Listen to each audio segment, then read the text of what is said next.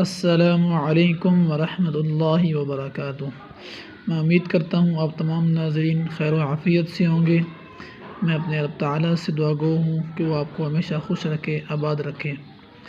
تو آئیے چلتے ہیں اپنے اگلے سبق کی طرف۔ اعوذ باللہ من الشیطان الرجیم، بسم اللہ الرحمن الرحیم۔ مخرج نمبر 12، طا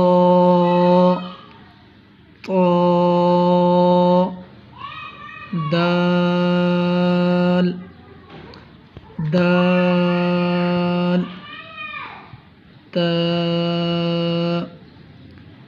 تا۔ زبان کی نوک جب اوپر کے اگلے دو دانتوں کی جڑ کی طرف والے آدھے حصے سے لگیں۔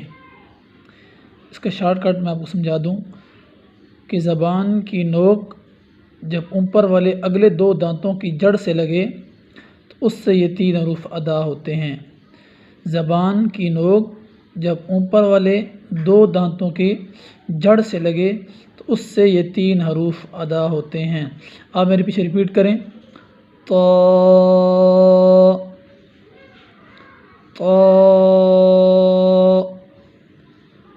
دال دال تا تا۔ مخرج نمبر 13، ظا ظا ذال ذال فا فا۔ زبان کی نوک جب ان ہی اوپر کے اگلے 2 دانتوں کی نوک کی طرف والے حصے سے لگیں۔ اس کا شارٹ کٹ، زبان کی نوک جب سامنے والے اوپر والے 2 دانتوں کی نوک سے لگے تو اس سے یہ 3 حروف ادا ہوتے ہیں۔ جب زبان کی نوک اوپر کے جو 2 دانت ہیں ان کی نوک سے لگے تو اس سے یہ 3 حروف ادا ہوتے ہیں۔ مخرج نمبر 14، صاد صاد زا زا سین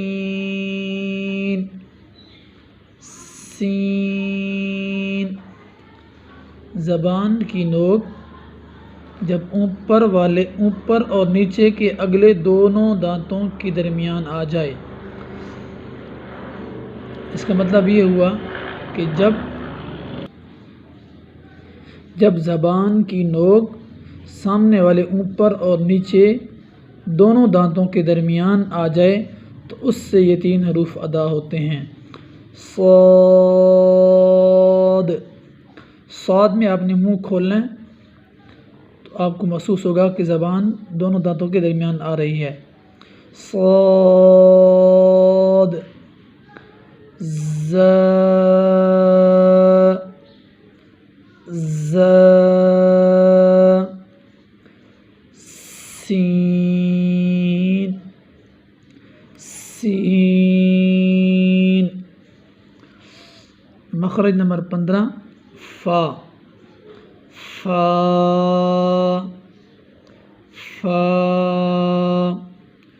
اوپر کے اگلے دونوں دانتوں کی نوک جب نیچے کے ہونٹ کے اندر والے حصے سے لگے، اوپر کے اگلے دونوں دانتوں کی نوک جب نیچے کے ہونٹ کے اندر والے حصے سے لگے تو اس سے فا ادا ہوتا ہے۔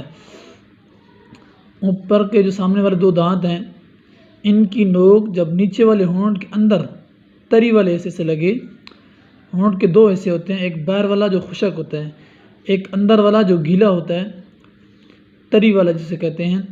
جب اوپر کے دونوں دانتوں کی نوک نیچے والے ہونٹ کے اندر والے حصے سے جو منہ کی طرف ہے تری والے حصے سے لگے تو اسے ف ادا ہوتا ہے، ف۔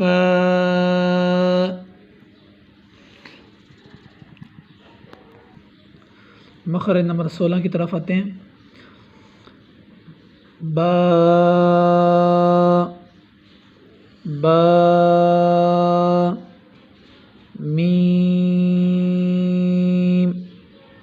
میم واؤ واؤ۔ یہ واؤ کے بعد لکھا ہوا ہے غیر مدہ، اس کا مطلب یہ ہے کہ یہ جو واؤ آپ کو نظر آ رہی ہے یہ وہ والی واؤ ہے جو غیر مدہ ہے، جو ہم نے پڑھا تھا مخرج نمبر 1 میں، وہ والی واؤ تھی، وہ مدہ والی واؤ تھی، اور یہ والی جو واؤ ہے یہ غیر مدہ ہے۔ با دونوں ہونٹوں کے اندرونی تری کے حصے ملنے سے ادا ہوتا ہے، دونوں ہونٹوں کے جو اندر والے حصے ہوتے ہیں جب یہ دونوں آپس میں ملتے ہیں تو اسے با کی آواز نکلتی ہے، جیسے با با۔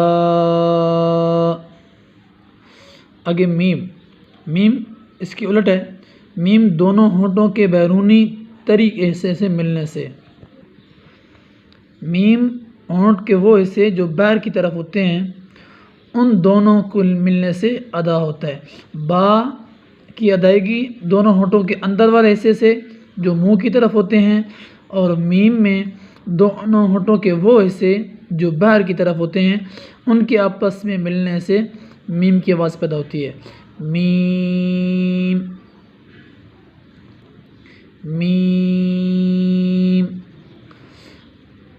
نمبر 3 واو غیر مدہ، دونوں ہونٹوں کے گول کر کے ناتمام بند کرنے سے، دونوں ہونٹوں کو گول کر کے ناتمام بند کرنے سے، یعنی کہ ہونٹوں کو تو گول کرنا ہے لیکن ان کو مکمل گول نہیں کرنا۔ اکثر حضرات اس کو واو پڑھتے ہیں، یہ واو نہیں ہوتا بلکہ اس کو گول کرنا ہوتا ہونٹوں کو، واؤ واؤ۔ مخرج نمبر 17 نون اور میم۔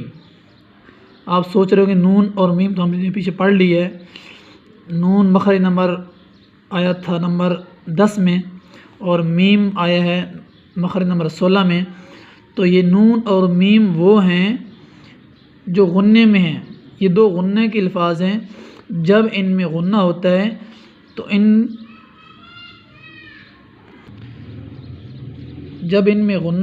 تو ان کی آواز جہاں سے نکلتی ہے وہ ان کا مخرج ہے، جیسے لکھا ہوا ہے نون اور میم کا غنّہ خیشوم یعنی ناک کا بانسا، جب ان دونوں الفاظ میں غنّہ کرتے ہیں تو ان دونوں پہ غنّہ ہوتا ہے اور غنّے کی آواز جو ہے وہ ناک کا بانسا ہے۔ اس کا سبق آگے چل کے چیپٹر نمبر 6 میں آنے والا ہے، اس میں میں آپ کو انشاءاللہ سمجھا دوں گا۔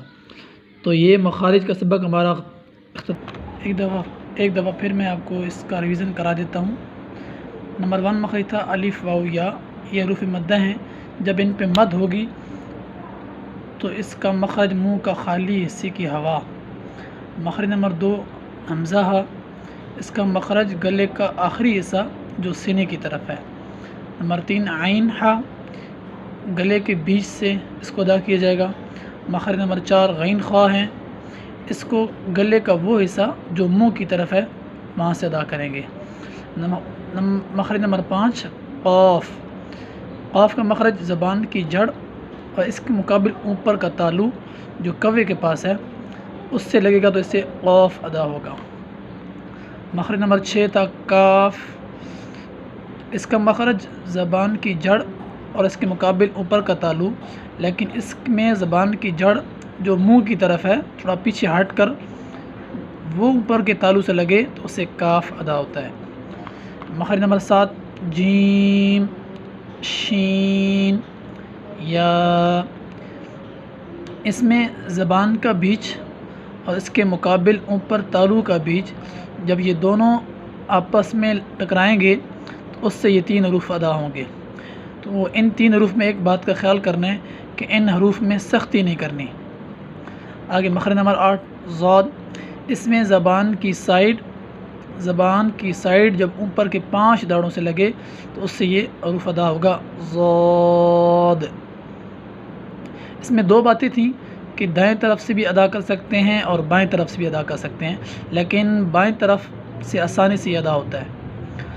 مخرج نمبر 9 لام، اس میں زبان کی کروٹ یا زبان کا کنارہ کہہ دیں جب اوپر کے 4 دانتوں کے مسوڑوں سے لگے تو اس سے یہ حروف ادا ہوتا ہے۔ مخرج نمبر 10 نون، اس میں زبان کی کروٹ اوپر کے 3 دانتوں کے مسوڑوں سے لگے تو اس سے یہ حروف ادا ہوتا ہے۔ مخرج نمبر 11 را، اس میں زبان کی کروٹ زبان کی نوک تک جب اوپر کے 2 دانتوں کے مسوڑوں سے لگے تو اس سے یہ حروف ادا ہوتا ہے، لیکن اس میں زبان کی نوک کے اوپر جو پشت ہے وہ جب اوپر تالو سے لگتی ہے تو اس سے یہ را ادا ہوتا ہے۔ یہ مخرج نمبر 8 سے لے کر 11 تک ان 4 مخرج میں دانت کے مسوڑے استعمال ہوتے ہیں۔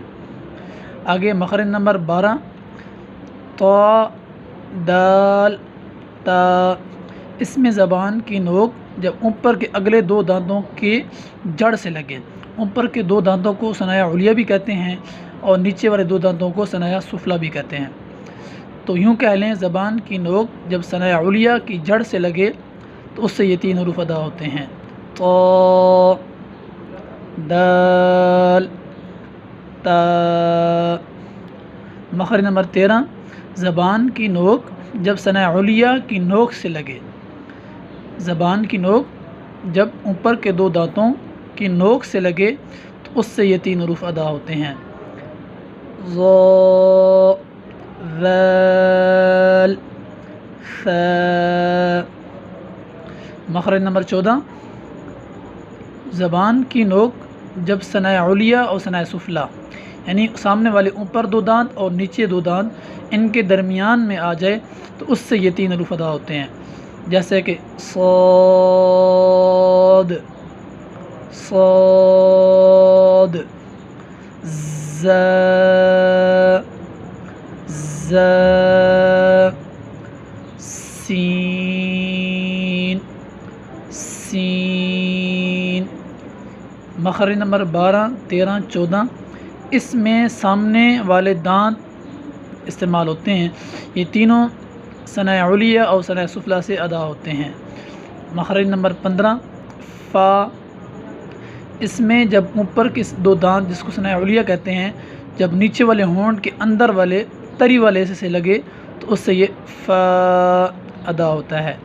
مخرج نمبر 16 با میم واؤ، با دونوں ہونٹوں کے تری والے حصے سے جو گیلے ہوتے ہیں، میم دونوں ہونٹوں کے خشکی والے حصے سے جو باہر کی طرف ہوتے ہیں، اور واؤ دونوں ہونٹوں کو گول کرنے سے۔